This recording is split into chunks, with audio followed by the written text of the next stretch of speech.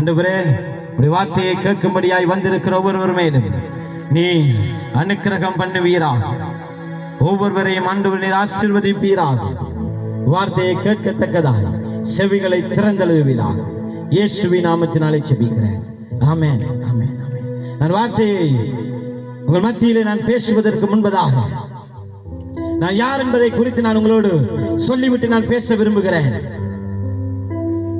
இப்படியாய் கூட்டங்களிலே பேசும்படியாக பயிற்சி பெற்றவன் அல்ல. வேதாகம பாடசாலைகள் அல்லது எங்க ஒரு இடத்திலே என்னை வைத்து இப்படி நீங்கள் பேச வேண்டும் என்று கற்றுக் கொடுத்து வந்தவன் அல்ல. நான் ஒரு இஸ்லாமியனுடைய மகன். என்னுடைய அப்பா ஒரு முஸ்லிம், என்னுடைய அம்மா ஒரு இந்து. அவர் கடவுளாய் இருந்தும் மனித அவதாரம் எடுத்து இந்த பூமிக்கு வந்தார். அவர் இந்த பூமிக்கு வந்து வேதம் சொல்லுகிறது நன்மை செய்கிறவராக அவர் இந்த பூமி அங்கு சுற்றி தெரிந்தார் என்று சொல்லுகிறது. அவர் என்ன நன்மை செய்தார்? பார்வை இல்லாதவருக்கு பார்வை கொடுத்தார், ஊமையர்களை பேச வைத்தார், முடவர்களை எழுந்து நடக்க பண்ணினார், மரித்தவர்களை எழுப்பினார், திமிர்வாதம் பிடித்தவர்களை அவர் படுக்கையை எடுத்துக்கொண்டு பாடு சொன்னார். இப்படியாய் என் தெய்வம் பல நன்மைகளை இந்த பூமியில வாழ்ந்த நாட்களில் செய்தார். ஏன் ஒரு கடவுள் மனிதனாய் அவதாரம் எடுத்து இந்த பூமிக்கு வர வேண்டும்? கடவுள் ஏன் அவதாரம் எடுத்தார் என்று சொன்னால், அவர் நேசித்து தன்னுடைய சொந்த கைகளினாலே வணைந்த மனிதன் அவன் பாவத்திலே அடிமையாகிறான். அவனை பாவம் பிடித்துக் கொள்கிறது. இந்த பாவத்துக்கு அடிமையான மனிதன் இப்படி அழிந்து போய்விடக் கூடாது, இப்படி அவன் மறித்து போய்விடக் கூடாது. இவனை எப்படியாவது நான் மீட்டுக் கொள்ள வேண்டும் என்று கடவுள் முடிவெடுக்கிறார். உங்களுக்கு எல்லாம் தெரியும், எல்லா மதமும் சொல்லுகிறது பாவம் மன்னிக்கப்பட வேண்டுமாக இருந்தால் ஒரு பலி செலுத்தப்பட வேண்டும். ஒவ்வொரு மார்க்கங்களும் ஒவ்வொரு விதமான பலிகளை செலுத்துவார்கள். பலி செலுத்தப்பட வேண்டும் பாவத்துக்கு. மனிதனாகிய என்னையும் உன்னையும் என் ஆண்டவன் நேசிக்கிறபடினால ஐயா, எந்த விதமான மிருகத்தின் இரத்தத்தையோ பறவையின் இரத்தத்தையோ கேட்கவில்லை. அவர் மனிதனாய் அவதாரம் எடுத்து வந்து, கடவுள் மனித அவதாரம் எடுத்து வந்து தன்னையே தன்னுடைய இரத்தத்தை சிந்தி சிலுவையிலே தன்னையே ஜீவ பலியாய் ஒப்பு கொடுத்தார். அவர் இரத்தம் சிந்தியதினால நானும் நீயும் மீட்கப்பட்டிருக்கிறோம். நீங்க பார்க்கலாம், எங்களுடைய கிராமங்கள் எடுத்து பாருங்க ஐயா, எத்தனை பேரை இன்றைக்கு நாங்கள் என்ன செய்கிறோம் என்று தெரியாமல் அலைந்து கொண்டிருக்கிறார்கள். பிஞ்சு குழந்தையை கற்பழிக்கிறார்கள். கடந்த நாட்களில் மன்னார் மாவட்டத்தில் ஒரு குழந்தையை காணவில்லை, குழந்தையை காணவில்லை என்று தேடுகிறார்கள். காணவில்லை. அவருடைய உறவினர்கள் போலீசுக்கு போறார்கள், எல்லாரும் போய் அறிக்கை கொடுக்கிறார்கள், காணவில்லை. 2 நாள் ஆனது, 3 நாள் ஆனது. 4வது நாளிலே ஒரு தகவல் வருகிறது. மன்னார் கீரி என்றதான பகுதியிலே இருக்கக்கூடிய அந்த இடத்துல ஒரு குழந்தையின் சடலம் கிடைக்கிறது, வந்து பாருங்கள் என்று சொல்லி இவர்கள் கண்ணீரோடு ஓடி போய் பார்க்கிறார்கள்.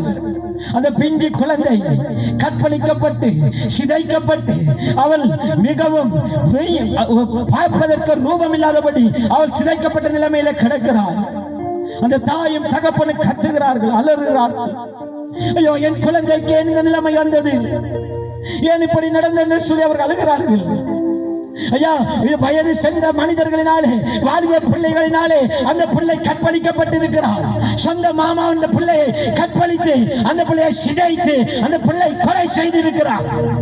ஒரு மனிதனால் அதை செய்ய முடியாது. ஒரு சாதாரண மனிதனாலே ஒரு குழந்தையை கற்பழிக்க முடியாது, ஒரு குழந்தையை கொல்ல முடியாது, பிறரை அடிக்க முடியாது. அப்படி இருந்தப்ப என்ன நடந்தது? அதுதான் பாவம்.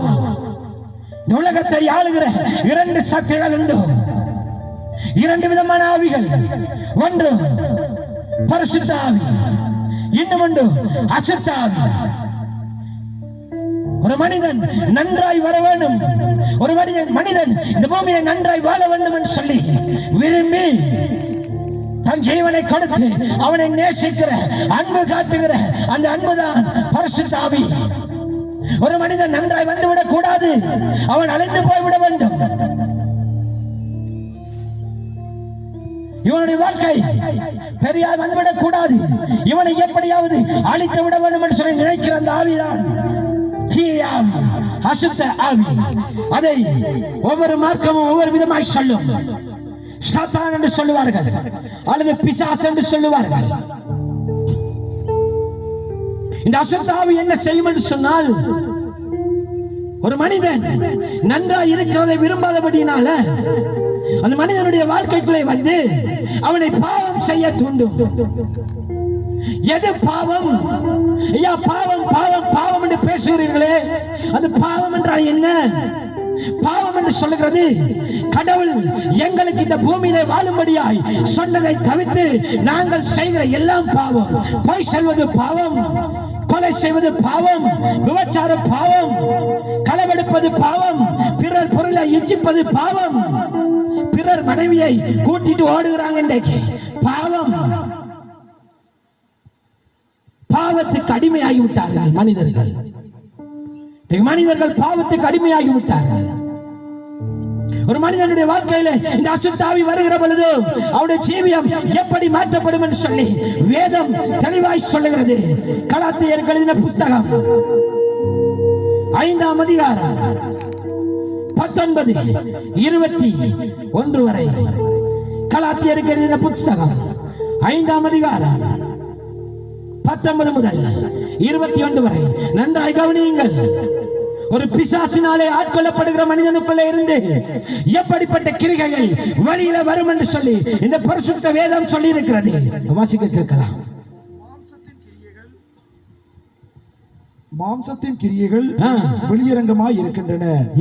அவை யாவன: விபசாரம், வேசித்தனம், அசுத்தம், காமவிகாரம், விக்கிரக ஆராதனை, பில்லி சூனியம், பகைகள், விரோதங்கள், வைராக்கியங்கள், கோபங்கள், சண்டைகள், பிரிவினைகள், மார்க்க பேதங்கள், பொறாமைகள், கொலைகள், வெறிகள், களியாட்டுகள், இப்படிப்பட்டதான காரியங்கள் ஒரு மனிதனுடைய வாழ்க்கையில் இருந்து வெளியில வருகிறாக இருந்தால் நீங்கள் அறிந்து கொள்ள வேண்டும். ஒரு மனிதன் விபச்சாரத்தில் இருந்தால், ஒரு மனிதன் வேசித்தனத்தில் இருந்தால், ஒரு மனிதன் கொலை செய்கிறவனாய் இருந்தால், ஒரு மனிதன் இப்படியாய் இந்த மாமிசத்தின் கிரியைகளை வெளிப்படுத்துகிறவனாய் இருந்தால் அவனுக்குள்ளே பிசாசு குடிகொண்டிருக்கிறான் என்று அர்த்தம்.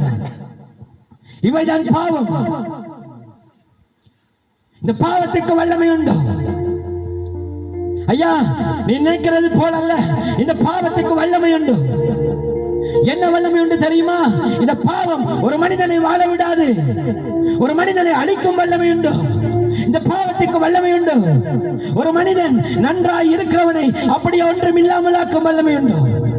இந்த பாவத்துக்கு வல்லமை உண்டு. பில்லி சூனியங்களை செய்து மற்றவர்களை அழித்து போடுகிற வல்லமை உண்டு. இந்த பாவத்துக்கு வல்லமை உண்டு.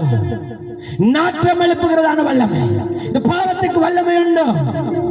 உன்னை அழித்து போடுகிற வல்லமை. ஒரு மனிதன் பாவத்துக்கு அடிமையா இருக்கிற பொழுது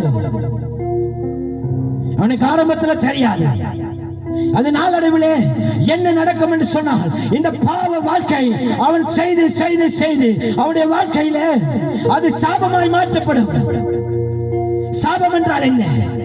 அப்பொழுது நான் சொன்னேன் பாவம் என்றால் என்னன்னு சொல்லி. இப்பொழுது சாபம், இந்த ஒரு மனிதன் பாவத்தை செய்து செய்து செய்து அவன் சொரணையற்றவனாய் மாறி அதை அவன் திரும்ப திரும்ப செய்கிற பொழுது அது அவனுடைய வாழ்க்கையிலே சாபமாய் வருகிறது. இந்த சாபத்தை நீங்கள் எப்படிதான் காண முடியும்? ஒரு மனிதனுக்கு 3 விதத்திலே வியாதி வரும். முதலாவது, இந்த காலநிலைகள் மாறுகிற பொழுது காலநிலை மாற்றத்துக்கு ஏற்ப ஒரு சில சிறிய வியாதிகள் வரும். இருமல், தும்மல், இப்படியாய் சின்ன சின்ன வியாதி வரும். இன்னும் ஒரு வியாதி இருக்கிறது, அது தொற்று நோய். ஒருவருக்கு இருக்கும், அவரோடு சென்று நாங்கள் பழகிற பொழுது அந்த வியாதி தொற்றி ஒருவருக்குள்ளே வந்துவிடும். இன்னும் ஒரு வியாதி இருக்கிறது பிரியமானவர்களே, அதுக்கு பேரான் பரம்பரை வியாதி என்று சொல்லுவார்கள். நீங்க வைத்தியரிடம் போய் கேட்கிறப்ப சொல்லுவார்கள், இது பரம்பரை வியாதி. இது யாருக்கு இருக்கிறது? உடைய தகப்பனுக்கு இருக்குதா அல்லது உன் குடும்பத்தில் யாருக்கோ இந்த வியாதி இருந்திருக்கிறது என்று சொல்லுவார்கள். இந்த பரம்பரை வியாதிக்கு மருந்து கிடையாது.